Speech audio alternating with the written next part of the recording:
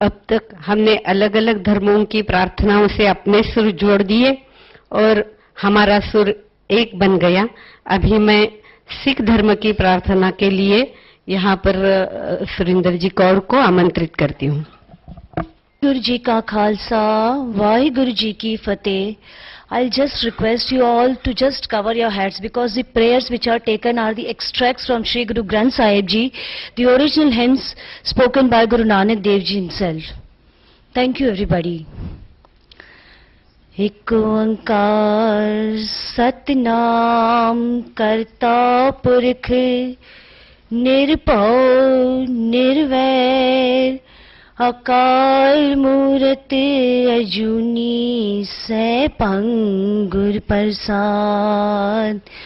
वाहिगुरु वाहिगुरु वाहिगुरु वाहिगुरु वाहिगुरु। जगत जलंदा रख ले अपनी कृपा तार, जित दुआरे उबरे तिथे ले उबारे। सतगुर सुख विखा लिया सच्चा शब्द विचार, नानक अवर न सूझई हर बिन बख्शन हार। O Lord Almighty, the entire mankind prays at your feet. Seek us the refuge. The entire world is burning with the enmity and hatred. We just pray before you that Jagat Jalanda rakh le, save the entire world from burning with the hatred, and just give the refuge of your true name, so that all the souls unite and recite the only true name of the Almighty, forgetting all the differences within us. सुनो बिनंतियां स्वामी मेरे Ram, coat अपराध भरे P तेरे चेरे राम। दुख हरन कृपा करन मोहन, कल कलेसै भंजना। शरण तेरी रख ले हो मेरी, सरब मैं Niranjana.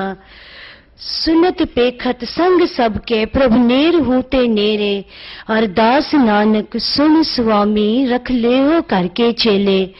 Oh great Lord, this is just our request from the entire mankind, that the human nature is always to go on the way of the sins, and to forgive is your innate nature. So please remind your innate nature and forgive the human mankind, just not to go on the way of these sins. Let him come with your name on the way of the truth, on the way of love, on the way of brotherhood for the entire humankind. O Lord, just bestow your grace on the mankind, so that the entire world is fulfilled, so that no stomach remain empty, so that everywhere is the greenery, so that every human being, so that every living being on the earth just reminds your name and reminds you all the time with God's grace. Sabbe ji samal apni meher kar, अन्न पानी मुँह छुपाए दुख दालद भन तर। अरदास सुनी दातार होए मिष्ट ठर, लेवो कंठ लगाए अपना सब हर। नानक नाम ध्याए प्रभ का सफल कर। अरदास एक ओंकार वाहिगुरु जी की फतेह।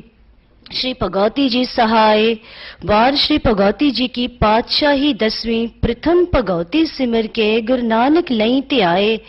फिर अंगद गुर ते अमरदास रामदासे होई सहाय। अर्जिन हर गोबिंद नो सिमरो श्री हर राय। श्री हर कृष्ण ध्याइए जिस डिठे सब दुख जाए। तेग बहादुर सिमरिए कर नौ निध आवे ताए। सब थाई होए सहाय। 10वें पातशाह श्री गुरु गोबिंद सिंह साहिब जी सब थाई होए सहाय। 10 पातशाहियां दी जो श्री गुरु ग्रंथ साहिब जी दे पाठ दर्शन दीदार जी का ध्यान करके खालसा जी साहिब बोलना जी वाहिगुरु। 5 प्यारियां 4 साहिबजादियां 40 मुक्तियां हठियां जपियां तपियां जिन्हां नाम जपिया वंड छकिया देग चलाही तेग वाही देग के एंडिट कीता।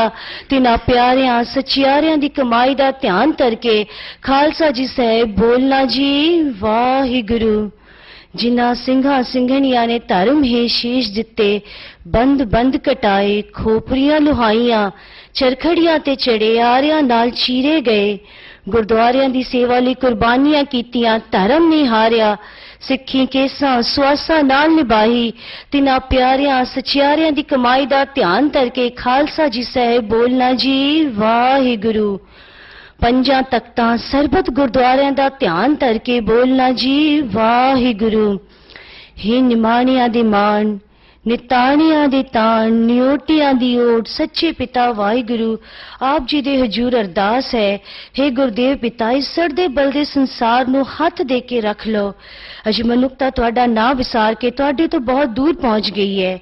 ਅਸੀਂ ਮਨੁੱਖ ਤੁਹਾਡੇ ਨਾਂ ਤੇ ਤੁਹਾਡੀ ਬਣਾਈ ਸ੍ਰਿਸ਼ਟੀ ਦਾ ਨਾਸ਼ ਕਰਨ ਪਰ ਤੁਲ ਗਏ ਹਾਂ। हे ਵਾਹਿਗੁਰੂ ਸਾਹਿਬ ਜੀ, ਅਸੀਂ ਸੰਸਾਰੀ ਜੀ ਭੁੱਲਣਹਾਰ ਹਾਂ। हम अपराधी सद भूल ते तुम बख्शन हारे।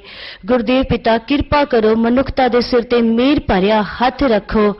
अखर वादा घाटा भुल चुक माफ करनी, सरबत दे कारज रास करने। से गुरमुख प्यारे मेलो जिन्ना मिलिया तेरा नाम चितावे। नानक नाम चढ़दी कला, तेरे भाणे सरबत दा भला। वाहिगुरु जी का खालसा, वाहिगुरु जी की फतेह। बोले सो निहाल। सत श्री अकाल। वाहिगुरु जी का खालसा, वाहिगुरु।